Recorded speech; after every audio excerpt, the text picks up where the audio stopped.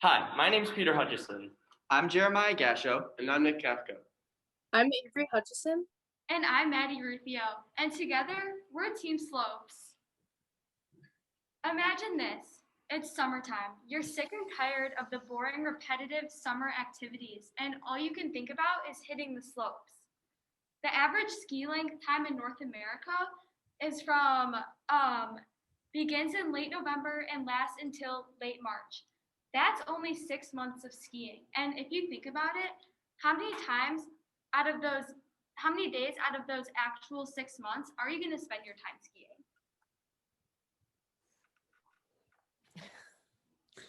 Well, we have a solution for you. 365 ski attachment allows you to ski on any grass hill. There's currently 2 existing alternatives, one of which is grass ski. Grass ski is a continuous track at the bottom of your boot that attaches to your boot that will allow you to ski, but the only problem is that you can't stop. How are you going to keep up your skills if you can't stop? Also, it's just another item that's probably just going to end up in your garage as it doesn't connect to any of your existing skis. The second existing alternative is dry ski slopes, and dry ski slopes, there's only a few located around North America, and unless you live close to one, what are the chances that you're going to actually spend your money to go and visit a dry ski slope location? When if you're going to spend your money, you might as well just spend it skiing. Our unique value propositions are year-round, keep up skills, and learn to ski. For year-round, the 365 ski attachment allows you to use your existing skis all year. And for keep up your skills, and those off-ski months, where are you going to keep up your skills? Where are you going to practice for when the ski season hits? And finally, learn to ski. For those skiers that are anxious in order for the ski season to come around, they no longer have to wait. With the Ski 365 attachment, you're allowed to learn to ski before the actual ski season hits. Our customer segment. So we found that about 9,200,000 U.S. citizens actually ski, and we found that using Statista. From there, we decided to calculate our serviceable addressable market by finding skiers who actually own their own skis. We did this by sending out a survey to about 100 skiers, and we found that about 38% of skiers actually own their own skis. And so then we found 3,496,000.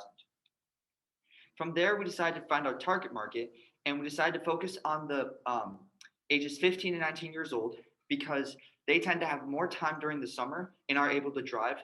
Plus, they are more ambitious and will be more willing to use these risky skis. And we found that about 7% of the U.S. population are from ages 15 to 19 years old, and that number is 224,094 people. With that, we were able to calculate our market opportunity, which we did by taking our target market and multiplying by the cost of our product, which is $250. And we found that our market opportunity is $56,023,500.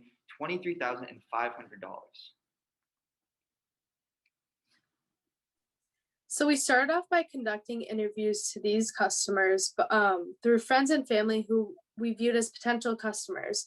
And then we followed up with polls, surveys, Instagram DMs, and emails through our Wix landing page, which should be shown on the left in the next slide. Throughout this, we've been able to connect with many of our customers and receive feedback and signs of interest. We also received over 10 emails of interest, and these responses range from simple questions such as how much it costs to advanced skiers actually volunteering to be our personal test dummies. We reached out to over 15 local ski resorts and found that they show interest in our product if we're able to show them that it works. Our goal in reaching out to these ski resorts was to present the idea of collaborating with them to use their ski hills during the summer, and this would not only benefit us, but give them the ability to open up during the summer and possibly profit. So to be able to do this and create confidence with these resorts, for our first 2 years, we decided to sell our products completely online so we can develop credibility and ensure success once we move up the scale. And after the second year, we plan on expanding into ski shops, ski resorts, and other outdoor gear retailers that want us. Revenue streams. We are currently selling our product for $249.99, and 1 unit of product is the 2 attachments for the skis, 1 per ski. And then this results in a gross revenue of about $1.4 million, which comes out to a net income of around $300,000. And this is our cost structure. So currently we have website development. It costs around $200 to develop a website. And this is where we're going to sell our skis through for the first 2 years, as we said, as well as beyond that. But for the first 2 years, that's the main place we're going to be selling.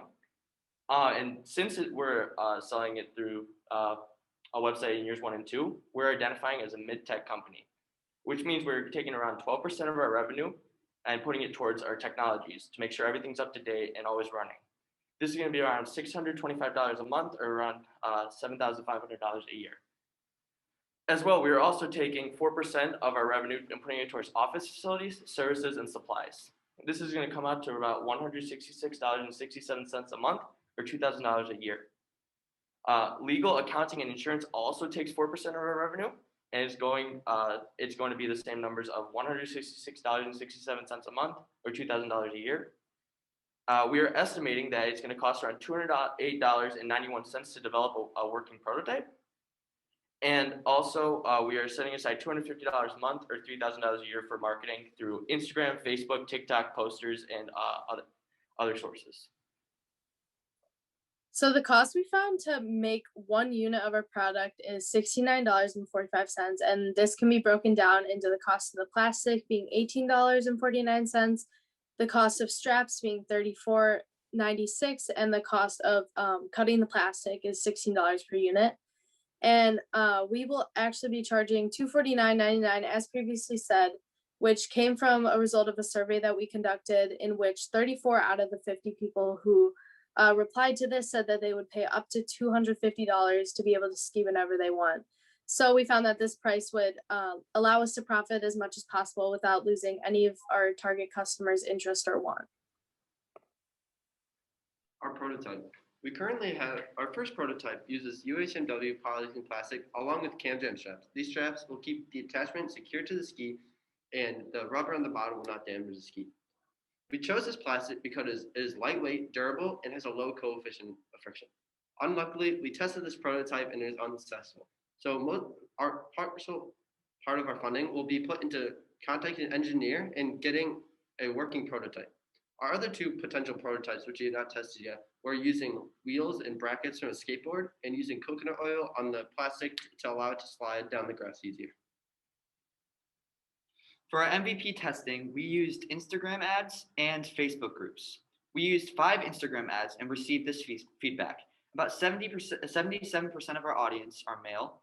Around 85% of our audience are 13 to 17 years old. And about 10% of our audience is from California, which where it's warmer and where they are able to ski less during the ski season. We were also able to reach about 35,000 people, and we got about over 328 website visits. And from there, we got 12 interested customers who said that they would be willing to try our product out, and they'd just be interested. Here are some examples of the ads we used that were geared towards our unique value propositions. This is for new skiers.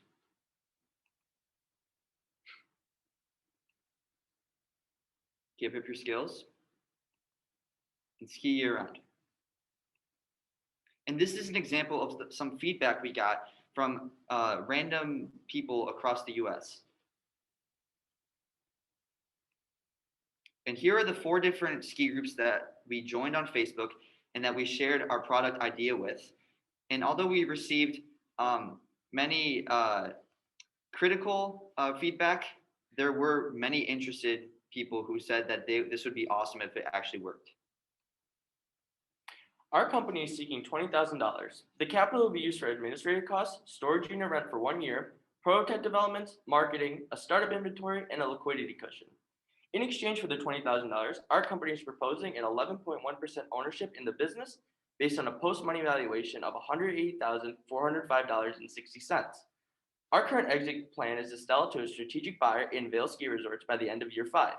As well as by the end of year 5, we're estimating around a 7.1 times return on your money.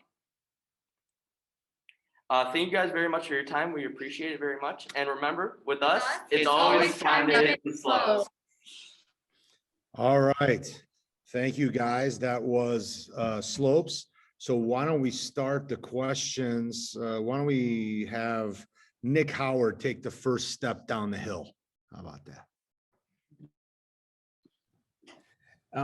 Have you, I think when we talked about this before, had you ever been in contact with any of the, like Wilmont or any of the ski resorts and getting their receptiveness to allowing you to test at one of their facilities?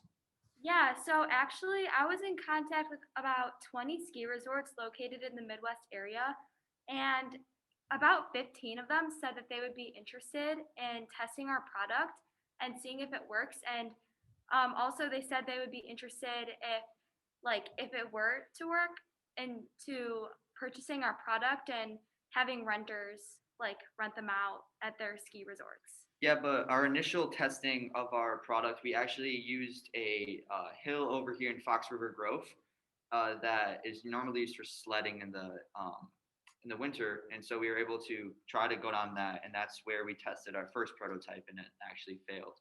What failed on it? Was it how it stayed on your skis, and what did you learn from that prototype? I think we learned that the attachment itself, it was pretty secure to it, but the plastic just it wasn't enough to slide down the hill. Okay. There was too much gravity on it. Wasn't friction. How far are you then in conceptualizing a second prototype? Well, we had two other potential projects that we haven't tested out yet, so we haven't seen if those work. But if those don't work, we're gonna plan on contacting an engineer to get one professionally made. Yeah, we weren't able to test them with the cost constraint of The skateboarding wheels. yeah.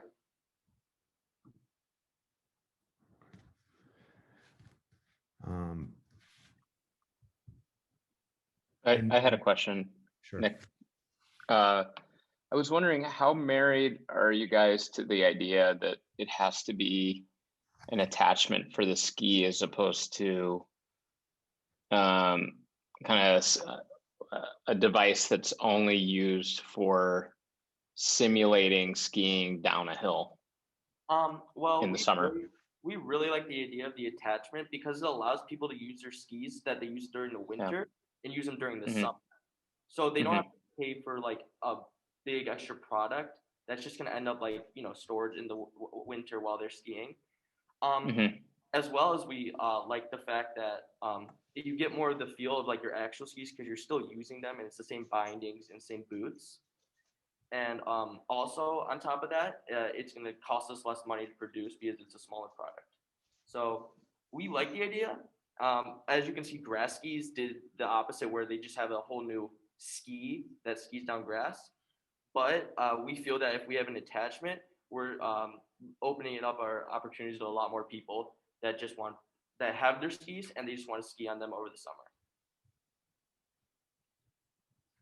Yeah, and I guess the follow-up would also be, I see a lot of folks around here that are doing cross-country skiing in the summer on paved surfaces. Is there any kind of how do you see your product positioned relative to that, and would you consider a product that maybe was more, because you could imagine that wheels on the bottom of the ski and having paved surfaces would get over some of these issues of, hey, it's a grass hill that could have a really rock layer and all that versus a paved surface. Is there a way you could ski down a paved hill We do see and feel safe? We do see an opportunity there. The only issue is we're also targeting towards newer skiers that don't have to travel to Colorado per se to learn to ski. And we feel it could be dangerous to these new skiers if they're on pavement and they're not comfortable with their skis. But for more and experienced skiers, that is an opportunity to go down the paved surfaces, and it would solve a lot of our issues. I feel like it would be a lot harder to stop, and that would be a danger in doing it. On Mm-hmm.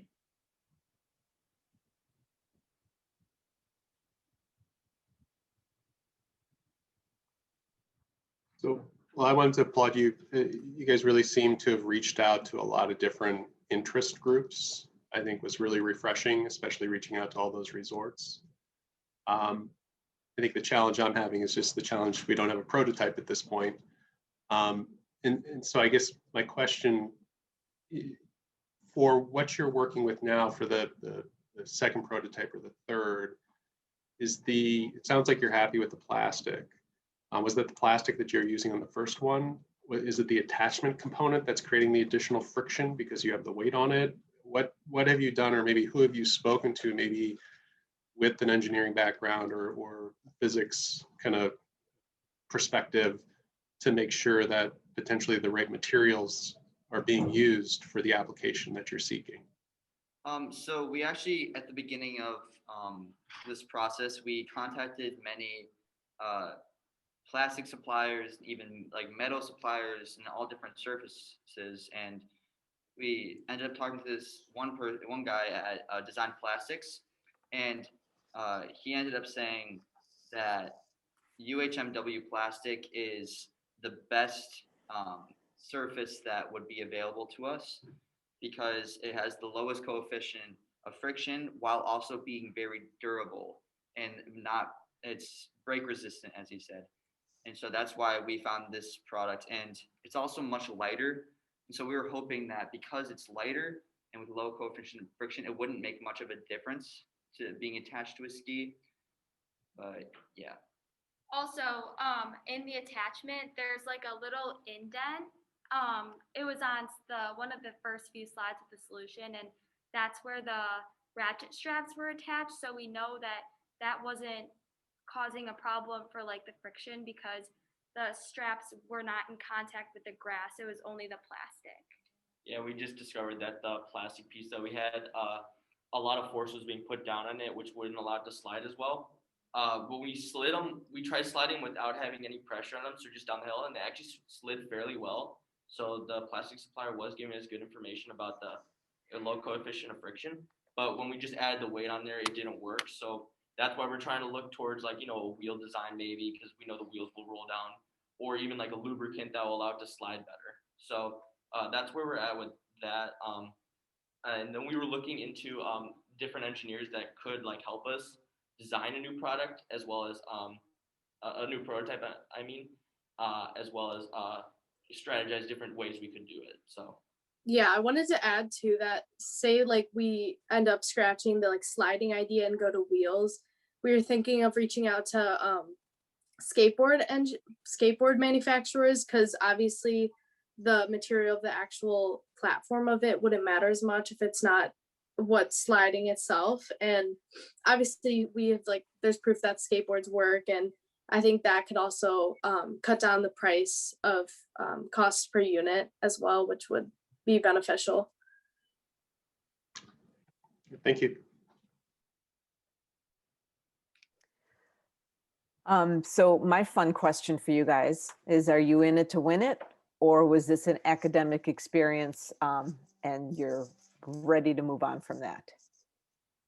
I mean, we've talked about it, and we're in it to win it for this product, or most of us are. Me personally, I cannot make the time commitment to continue this further, but I have actually enjoyed learning the process of businesses, as well as I mainly focus on a lot of the financial aspect, and I actually really started to enjoy the financials. So I kind of looked into that further, maybe even see a career in financials. So I really enjoyed that. Yeah, for me, I'm in it to win it. I really love this class, everything about it. I learned so much, and I would love to pursue this in the future. So this is definitely has been huge for me to find out what I would want to do when I'm older as well. Okay. All right, guys. Okay, great. Thank you, Slopes. Nice job, guys. Appreciate your time. Board, thank you.